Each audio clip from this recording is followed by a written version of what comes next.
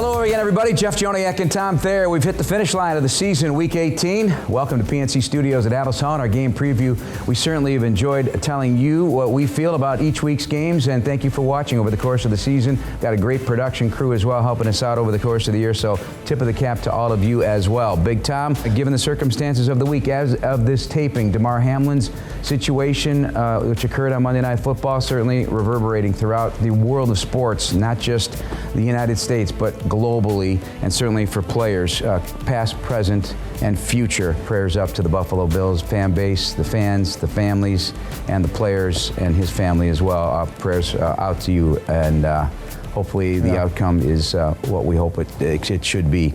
All right, so as for the game, season wraps up. Bears coming off their worst loss of the season. Many breakdowns in that game.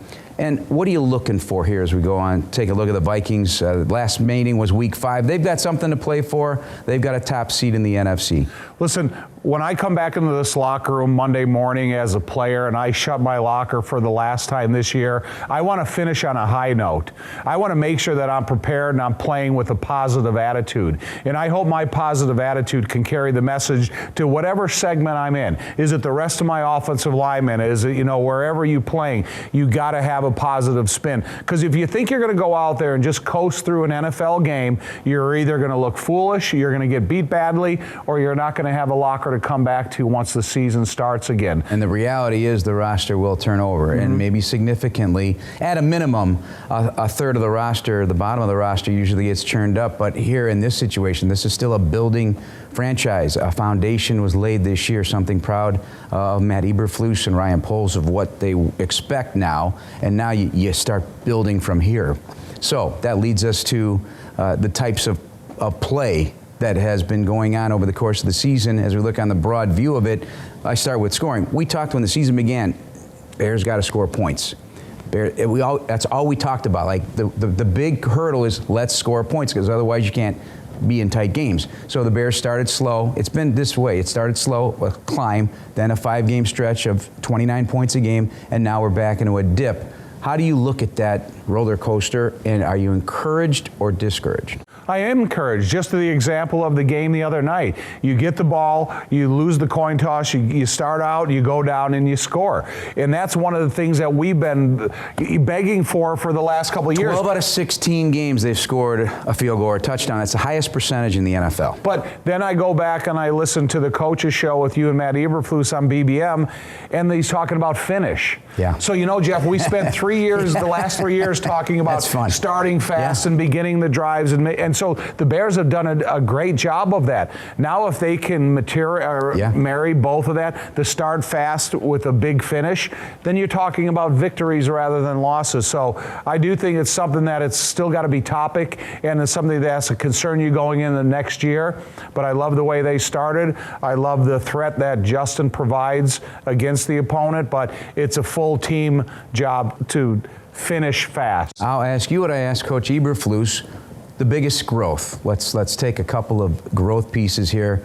The unit that has come the furthest from the start of the season. Oh, the defensive backfield for me. Agreed. I mean, we sat here at the very first topic to begin the whole season, and all I thought about, wow, are they going to be able to get a defensive backfield in place to go out there and play good, solid NFL football? Not only did they develop the position, they probably developed 8 or 9 guys. And when you talk about the competitiveness of that position concluding this season and going into next year, I mean, there's a lot of guys that are going to be fighting for those jerseys. Yeah, I agree 100% on that. How about a player that has come the furthest from the start of the year to where we are right now? Cole Kmet.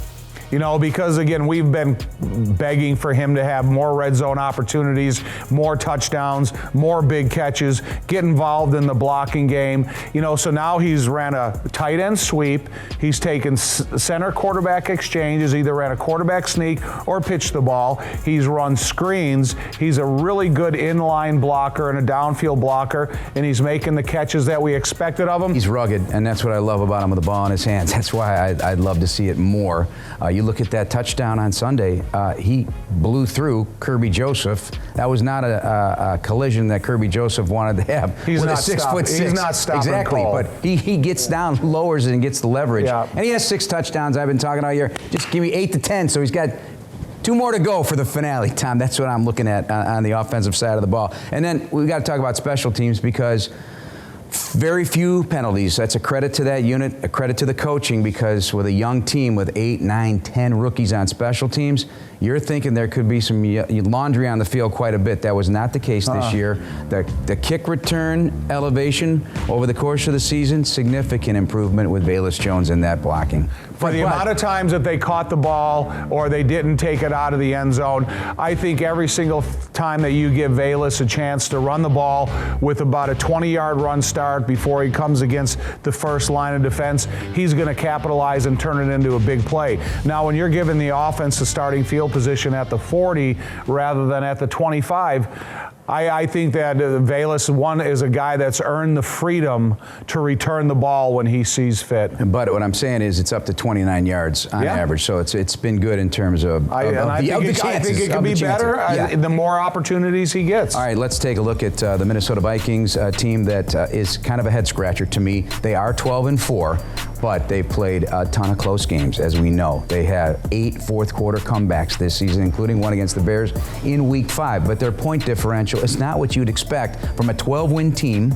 that is going to the playoffs, and I don't know where they're at. I can't understand exactly how they've been able to pull these things out. They have had a great passing year with Kirk Cousins. He's thrown the ball almost 300 more times than Justin Fields. They're a passing offense. The run game is averaging less than 100 yards a game, so they're a passing offense. Well, maybe one of the worst things that could have happened to them when they had a 33-point comeback against the Indianapolis Colts, because now everybody believes, oh, we'll come back in the fourth quarter when we need to. That's not always the case. It's about having the process through all 4 quarters. A lot like what the Bears need to learn how to do. And I think the Vikings have fallen into that trap that they believe no matter how much we get down by that we'll be able to come back. That's not always the case. Yeah, sometimes the magic wand runs out of juice. Right. Hopefully it will against the Bears on Sunday. With that said, let's take a look at some players' offensive side of the ball. We'll start with you. On the offensive side of the ball? Where are you going?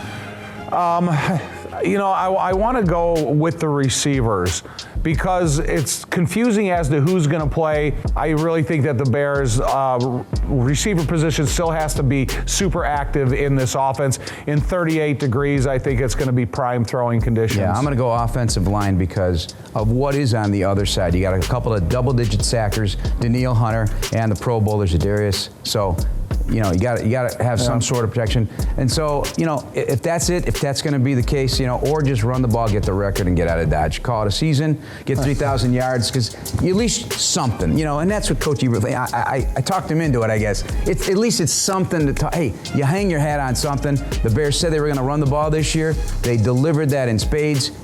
Finish on top, number 1 rushing offense, get 3,000 yards. How about defense? Justin Jones. Because when I look at the problems that they're having with injuries on the Minnesota offensive line, I think Justin Jones playing a little bit of defensive end, playing his 3-technique defensive tackle, getting a tackle for loss, playing more physical, having a decent game in Minnesota the first time around.